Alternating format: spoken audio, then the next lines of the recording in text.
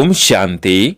आज 28 जनवरी 2022 की साकार मुरली।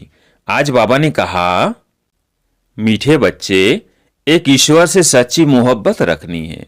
इस इंद्र की दरबार में सपूत बच्चों को ही लाना है, किसी कपूत को नहीं। आज का प्रश्न, 21 जन्मों की बड़े से बड़ी लॉटरी लेने के लिए कौन सा पुरुषार्थ करते चलो। उत्तर, एक पारलौकिक साजन को याद करने और उसकी श्रीमत पर चलने का पूरा पुरुषार्थ करो। यदि किसी के नाम रूप में बुद्धि लटकी हुई हो तो वहां से बुद्धि योग निकालते जाओ। रात में जब फुर्सत मिलती है, प्यार से बाप को याद करो, दैवी गुण धारण करो तो 21 जन्मों की लॉटरी मिल जाएगी। गीत है, न वो हमसे जुदा होंगे। ओम शांति। दुख तो यहाँ ही है, बाप आते हैं दुख से छुड़ाने, क्योंकि बच्चों को यह समझाया गया है कि कृष्ण यहाँ नहीं आ सकता, उनकी पूरी में दुख नहीं होता। दुख होता ही है कंसपुरी में। कृष्णपुरी हुई श्रेष्ठचारी देवताओं की पूरी।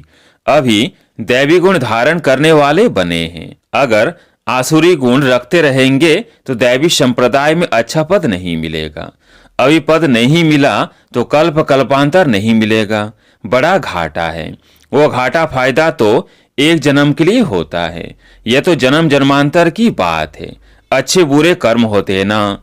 सतयुग में सिर्फ अच्छे कर्म होते हैं। बुरे कर्म कराने वाला रावण वहां होता नहीं। यहाँ जो जैसा कर्म करेगा 21 जन्म के लिए उनको फल पाना है। या तो चलना है श्रीमत पर, या तो चलना है आसुरी मत पर। बुरा काम किया, गोया आसुरी मत पर चला, झट मालूम पड़ जाता है। बाबा से प्यार तो पूरा चाहिए ना। ईश्वर से प्यार नहीं तो गोया असुरों से प्यार है। यहाँ तुमको ईश्वर का प्यार मिला है। कहते हो ईश्वर बाबा, प्रतिज्ञा करते हैं हम एक तुमसे ही मोहब्बत रखेंगे। फिर कोई से मोहब्बत रखी तो जैसे असुरों से रखी, फिर खुद भी असुर बन जाएंगे। एक कहानी भी बताते हैं ना। इंद्र की दरबार थी, उसमें कोई परी भिखारी को साथ ले आई। वह सपूत बच्चा नहीं था, कपूत भिखारी था, तो दोनों को नीचे फेंक दिया। ज्ञान पूरा न होने के कारण ऐसे ऐसे को ले आते हैं जो पवित्र नहीं रह सकते हैं, तो जो बीके हैं उनको ले आते हैं, वो भी श्रापित हो जाते हैं। वो तो श्रापित है ही। ये ईश्वर की ज्ञान इंद्र सभा है। ज्ञान वर्षा बरसाने वाला एक ही बाप है। तो यहाँ बहुत समझकर किसको ले आना चाहिए, नहीं तो ले आने वाले भी श्रापित हो जाते हैं। तुम रूहानी पंडे हो, तुम ले आते हो सुप्रीम रूह के पास, तो बहुत खबरदारी से ले आना चाहिए। यूं तो मिलने के लिए बहुत आते हैं, कईयों से मिलना भी पड़ता है, परंतु वह भी दिन आएगा जो कितना भी बड़ा आदमी पवित्र नहीं होगा तो सामने आ न सके। अभी ऐसे करे तो मुश्किल हो जाए। मंजिल बहुत ऊंची है। इतने जो भी आश्रम व सत्संग है, कहाँ भी एम ऑब्जेक्टिव नहीं, कुछ भी जानते नहीं कि इनसे हमको लाभ क्या होगा। यहाँ तो बड़े अक्षरों में एम ऑब्जेक्ट लिखी जाती है, मनुष्य देवता बनना है। सिख लोग गाते हैं, मनुष्य देवता किए करत न लागी वार। देवता होते हैं सतयुग में, तो जरूर मनुष्य को देवता बनाने वाला भगवान होगा। भगवान क्या बनाते हैं? भगवान और भगवती। परंतु हम देवी देवता कहते हैं क्योंकि भगवान एक है। ब्रह्मा विष्णु शंकर भी सूक्ष्म वतनवासी है। लक्ष्मी नारायण भी दैवी गुण वाले मनुष्य हैं। दैवी गुण वाले फिर आसुरी गुणों में जरूर आते हैं। अब ब्रह्मा द्वारा स्थापना हो रही है। बाबा कहते हैं, मैं पतित दुनिया और पतित शरीर में आता हूँ। यह पूरे 84 जन्म लेते हैं। अपनी डिनास्टी सहित पतितों को पावन बनाने वाला वो है। कृष्ण कैसे पतितों को पावन बनाएगा? कृष्ण उस नाम रूप से एक ही बार आएगा। उनका वो चित्र फिर 5000 वर्ष बाद मिलेगा। बाकी जन्म तो भिन्न भिन्न होते हैं। यह लक्ष्मी नारायण जो अब जगत अम्बा जगत पिता है, इनको पता पड़ता है कि हम दूसरे जन्म में ये बनेंगे। फीचर्स जो अभी है वो बदल जाएंगे। तुम अभी वतन में जाकर देख सकते हो तो सतयुग में लक्ष्मी नारायण के कौन से फीचर्स होंगे। तुम इस समय साक्षात्कार कर सकते हो। यह वंडर है और किसको साक्षात्कार नहीं होता।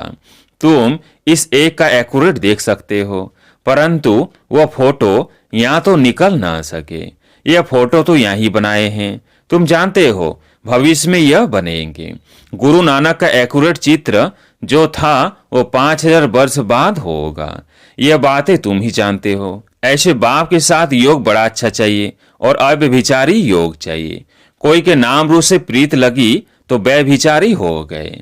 शिव बाबा की भक्ति शुरू होती है तो पहले उनको अव्यभिचारी भक्ति कही जाती है। शिव को ही पूजते हैं, अभी फिर एक शिव बाबा की ही याद रहनी चाहिए। बाप कहते हैं ऐसा न हो कि अंत में तुम्हारा बुद्धि योग व्यभिचारी हो जाए। कहाँ भी नाम रूप में फंसे हुए हो तो बुद्धि को निकालते जाओ। माया ऐसी है जो कब कहाँ धक्का खिलाएगी। कभी मित्र संबंधी याद आएंगे, फट से योग लग जाए, यह हो नहीं सकता। बाबा कहते हैं अभी तो कोई कंप्लीट नहीं बने हैं। यह बहुत बड़े ते बड़ी 21 जन्मों की लॉटरी है। इसमें पुरुषार्थ बहुत अच्छा चाहिए। माया बड़ी प्रबल है, झट भुला देती है। यह भी ड्रामा में नून थे, इसलिए याद करने का पुरुषार्थ रात में करो। दिन में तो फुर्सत नहीं मिलती है, रात में पारलौकिक साजन को याद करो। सीमत पर चलने से श्रेष्ठ बनेंगे। अब जो श्रेष्ठचारी कृष्ण हैं उनको गीता का भगवान कह दिया और श्रेष्ठ बनाने वाले को गुम कर दिया है। कृष्ण के गुण और परमपिता परमात्मा के गुण वर्णन जरूर करने चाहिए तो सर्वव्यापी की बात उड़ जाए। यह है संगम युग। इनको सुहावना कल्याणकारी युग कहा जाता है। सतयुग को व कलयुग को ऑस्पेशियस नहीं कहेंगे। ऑस्पेशियस उनको कहा जाता है जो कल्याणकारी है। सतयुग तो है ही कल्याणकारी, उनके आगे अकल्याणकारी युग था। तो महिमा सारी संगम युग की है, जबकि शिव बाबा का अवतरण होता है। बाबा कहते हैं मैं कल्प के संगम युग पर आता हूँ। कल्प पूरा होता है फिर नया शुरू होता है। पुराने कल्प में कलयुग और नए कल्प में सतयुग। यह है कल्प का संगम युग। उन्होंने फिर युगे युगे कह दिया है। अच्छा, सतयुग और त्रेता का संगम, त्रेता और द्वापर का संगम, द्वापर और कलयुग का संगम, फिर कलयुग और सतयुग का संगम, तो 4 संगम हो गए। तो अवतार भी 4 चाहिए। फिर 24 अवतार क्यों कहते हैं? ये सब बातें धारण करने की है। बाबा ने बड़ा सहज रीति से लिखवाया है कि परमपिता परमात्मा से आपका क्या संबंध है। परमपिता कहते हैं तो जरूर 2 बाप है। प्रदर्शनी में सब समझाते बहुत है, परंतु इतना कोई समझते नहीं है। एक को भी निश्चय नहीं होता। बुलाएंगे, मुरली सुनेंगे, परंतु वो हमारा बाबा है, उनसे बरसा लेना है, सीमत पर चलना है। यह बात बुद्धि में नहीं बैठती है। हजारों आए, परंतु एक को भी निश्चय नहीं है कि वो हमारा पिता है, उनकी मत पर चलना है। पहले तो बाप का मुखड़ा देखना चाहिए, परंतु निश्चय नहीं। माया बड़ी प्रबल है। इस प्रबल माया से छुड़ाने में बड़ी मेहनत लगती है। बाप कहते हैं सदगुरु का निंदक ठोर ना पाए। अगर बलचलन होगी तो ठोर नहीं पाएंगे। यहाँ तो एम ऑब्जेक्ट क्लियर है। आधा कल भक्ति मार्ग चलता है, वह उतरती कला। गाते हैं गुरु का नाम लेने से चढ़ती कला होती है, परंतु गुरु कौन सा? सतगुरु। तुम सदगुरु को जानते हो, वह शिव बाबा, सत बाबा, सत टीचर। सदगुरु शिव बाबा को याद करने से चढ़ती कला हो जाती है। 16 कला बन जाते हैं, फिर 16 कला से उतरना है। मनुष्य कहेंगे हम तो इनसे छूटना चाहते हैं, परंतु छूटना तो होता नहीं। चढ़ती कला, उतरती कला, फिर चढ़ती कला। शतो प्रधान से शतो, रजो, तमो, फिर तमो से सतो। यह चक्र लगाना है। इस चक्र में हरे को आना है। तुम पूरे चक्र में आते हो, वो थोड़े चक्र में आते हैं। शतो, रजो, तमो तो होना ही है। बचपन को शतो प्रधान कहा जाता है, फिर थोड़ा बड़ा होता है तो शतो, जवान को रजो, बूढ़े को तमो कहेंगे। हर एक के सुख दुख का पाठ नूंधा हुआ है। यह नाटक बड़ा वंडरफुल है, जिसको कोई भी जानते नहीं। रॉयल घर के बच्चों की चलन बहुत अच्छी होती है। यहाँ तो सीमत पर चलना है, सभी एक रस तो चल न सके। बाबा समझाते हैं दास दासी बने, फिर 3rd क्लास राजा रानी बनना। इससे तो प्रजा में साहूकार बनना अच्छा है। दान पुण्य कर साहूकार बन जाए, दास दासी का नाम तो ना पड़े। भल वो दास दासी बन राजाई में जाते हैं, परंतु उनसे वो सूखी जाती है। वो नाम दास दासी नहीं पड़ता, प्रजा में बहुत साहूकार बनेंगे। यहाँ रहकर अगर सीमत पर नहीं चले तो दास दासी बन पड़ते।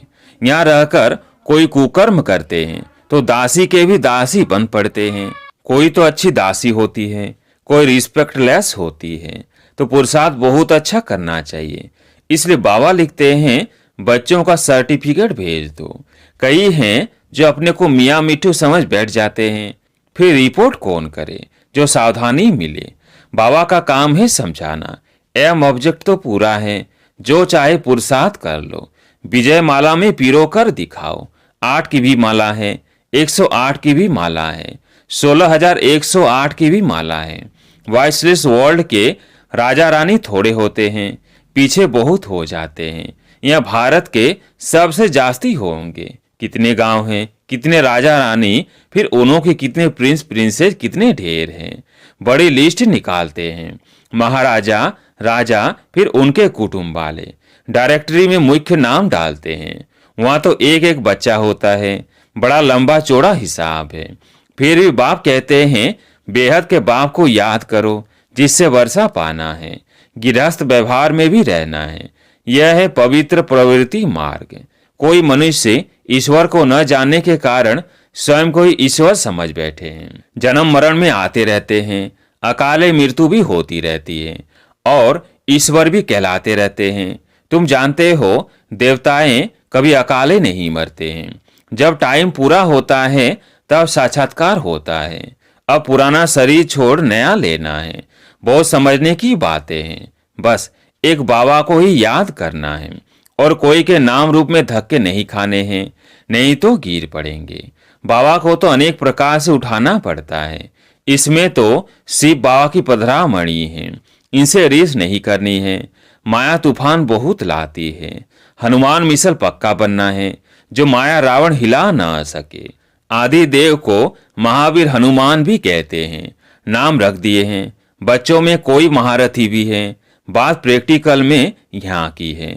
जिसको ज्ञान की मालिश नहीं होती है वो जैसे मुरझाए हुए दिखाई देते हैं। ज्ञान की मालिश से लक्ष्मी नारायण को देखो कितने रमणीक हैं। अच्छा, मीठे मीठे सिकिलदेह बच्चों प्रति माता पिता बाप दादा का याद प्यार और गुड मॉर्निंग। रूहानी बाप की रूहानी बच्चों को नमस्ते। हम रूहानी बच्चों की रूहानी बाप दादा को याद प्यार गुड मॉर्निंग नमस्ते नमस्ते। धारणा के लिए मुख्य सार। पहला पॉइंट, अपनी एम ऑब्जेक्ट को सामने रख ऊंच पद पाने का पुरुषार्थ करना है। चलन बहुत रॉयल रखनी है और सीमत पर चलते रहना है। दूसरा पॉइंट, किसी भी देहधारी के नाम रूप को याद नहीं करना है। एक बाप की अव्यभिचारी याद में रहने का पुरुषार्थ करना है। आज प्यारे मीठे बाबा का वरदान, अपनी शक्तिशाली मनसा शक्ति व शुभ भावना द्वारा बेहद सेवा करने वाले विश्व परिवर्तक भव। अपनी शक्तिशाली मनसा शक्ति व शुभ भावना द्वारा बेहद सेवा करने वाले विश्व परिवर्तक भव। विश्व परिवर्तन के लिए सूक्ष्म शक्तिशाली स्थिति वाली आत्माएं चाहिए, जो अपनी वृत्ति द्वारा श्रेष्ठ संकल्प द्वारा अनेक आत्माओं को परिवर्तन कर सके। बेहद की सेवा शक्तिशाली मनसा शक्ति द्वारा शुभ भावना और शुभ कामना द्वारा होती है। तो सिर्फ स्वयं के प्रति भावुक नहीं, लेकिन औरों को भी शुभ भावना शुभ कामना द्वारा परिवर्तित करो। बेहद की सेवा व विश्व प्रति सेवा बैलेंस वाली आत्माएं कर सकती है। तो भावना और ज्ञान, स्नेह और योग के बैलेंस द्वारा विश्व परिवर्तक बनो।